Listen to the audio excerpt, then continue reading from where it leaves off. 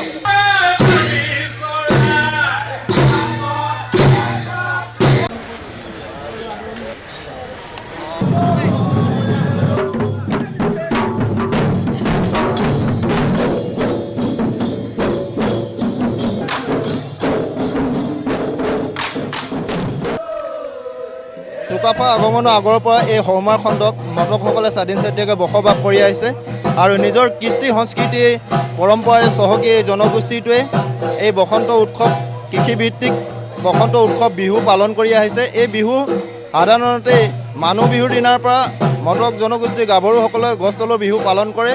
এই গছ তলৰ বিহু হুঁচৰিৰ লগত সংগতি ৰাখি পালন কৰা হয়। গাঁওখনত হুঁচৰি যিমান দিনলৈকে চলি থাকে সিমান দিনলৈ গছ তলত গাভৰুসকলে বিহু পৰিৱেশন কৰি থাকে। বিহুৰ মুখ্য উদ্দেশ্য হৈছে কৃষিভিত্তিক উৎসৱ, এই ধৰিত্ৰী হাৰুৱা কৰা উৎসৱ। সদৌ অসম মটক যুৱ ছাত্ৰ সন্মিলন তিনিচুকীয়া জিলা সমিতিৰ উদ্যোগত আমি দশম বাৰ্ষিক মটক বিহুখনি আজি মৰুত নন্দন কানন নপুখুৰীৰ পাৰত আমি অনুষ্ঠিত কৰিছিলোঁ। ইয়াত আটাইতকৈ ভাল লগা দিশটো এইটোৱেই যে মটক জনগোষ্ঠীৰ যিসমূহ কৃষ্টি সংস্কৃতি আছে, এই কৃষ্টি সংস্কৃতিসমূহ আমি বিশ্ব দৰবাৰত প্ৰতিষ্ঠা কৰাৰ যি মানসিকতা লৈ তিনিচুকীয়া জিলা মটক যুৱ ছাত্ৰ সন্মিলনে 9 বছৰ পূৰ্বে যিজোপা গছপুলি আমি ৰোপণ কৰিছিলোঁ, সেই গছজোপা আজি লহপহকৈ ডাঙৰ আহি আজি দশম বৰ্ষত আমি ভৰি দিছোঁহি।